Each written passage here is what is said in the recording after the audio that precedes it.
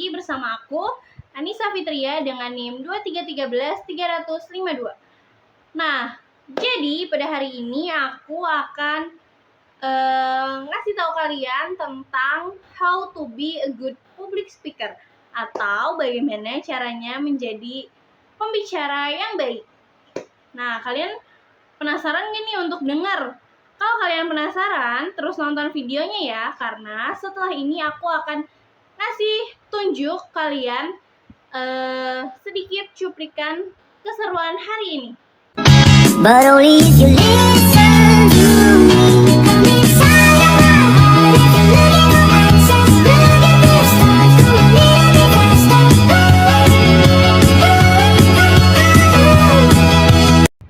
Nah, jadi tujuan aku di sini untuk menyampaikan ke kalian atau ngasih tahu kalian how to be a good public speaker atau bagaimana sih caranya menjadi pembicara yang baik. Jadi di sini aku akan lebih memaparkan materi atau ngasih tahu ke kalian bagaimana caranya menjadi pembicara yang baik. Untuk jadi pembicara yang baik, kita harus punya modal dulu nih. Nah, modelnya tuh apa aja sih untuk jadi pembicara yang baik atau pembicara yang dikenal sama banyak orang? Yang pertama, yaitu kita harus punya first impression yang baik dari audiens kita. Nah, gimana cara dapetin first impression yang baik dari penonton kita, dari audiens kita? Caranya yaitu dengan yang pertama, berpenampilan menarik. Misal nih, mau ceramah, terus pakainya daster.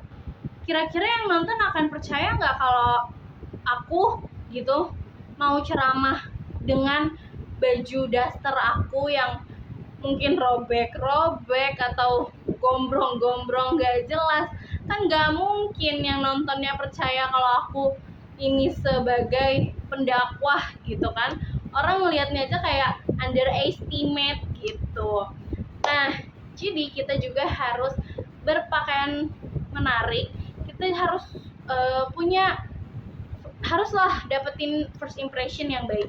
Lalu yang kedua, kita juga harus berinteraksi sama penonton. Karena kalau kita nggak berinteraksi sama penonton, pasti bakal bosen banget. Kayak, ya ampun, ya udah ngomong aja deh sendiri, ngantuk dengerinnya gitu. Harus ada sesi tanya jawab, harus ada sesi diskusi, karena itu sebagai peningkatan nih keakraban kita sebagai pembicara dan audiens. Kayak gimana sih caranya pembicara nih berdekatan gitu. Jadi di antara pembicara dan audiens tuh nggak ada sekatan gitu loh. Jadi merasa akrab, merasa enjoy dengerinnya. Nah, dengan seperti itu kita akan punya poin plus dari audiens. Nah, terus selain itu apa lagi ya kira-kira? Nah, selain itu kita juga sebagai pembicara nih perlu ada beberapa hal yang kita nggak perlulah dibahas, nggak perlulah dipertanyakan ke audiens kita, karena ya ada beberapa hal yang memang privacy gitu dan nggak bisa dipertanyakan ke audiens kita atau nggak boleh kita bahas. Jadi kita juga harus punya batasan untuk berbicara, karena dengan seperti itu secara tidak langsung audiens pun akan menghargai kita sebagaimana kita menghargai audiens kita.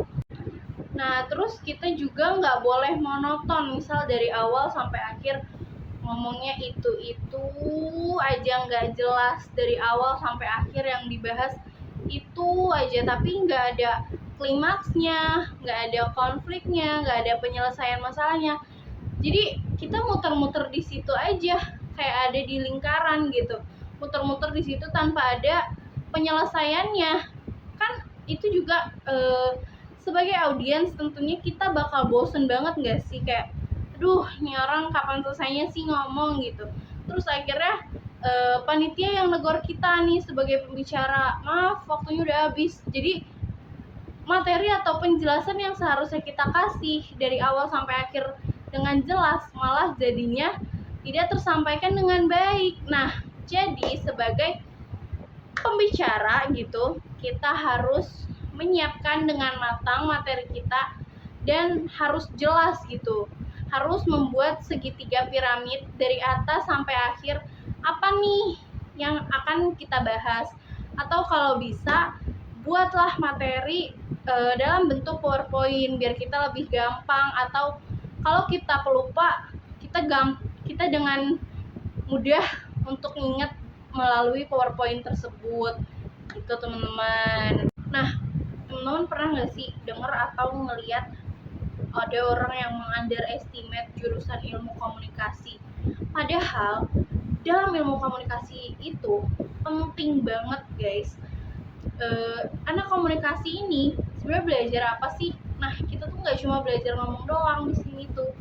Padahal komunikasi yang baik itu adalah hal yang paling penting, apalagi di era sekarang ini. Karena konten creator aja kalau nggak bisa berkomunikasi dengan baik atau mereview sesuatu dengan baik, maka akan 0 poinnya, nggak akan bisa jadi konten creator, nggak akan bisa mereview sesuatu dengan baik gitu. Jadi komunikasi adalah modal yang benar-benar penting banget buat semua pekerjaan. Karena tim marketing aja kalau komunikasinya nggak bagus, maka nggak akan bisa kejual barangnya, betul nggak? Jadi buat teman-teman, jangan pernah meng-underestimate anak ilmu komunikasi. Awas aja ya kalau kalian meng-underestimate anak ilmu komunikasi.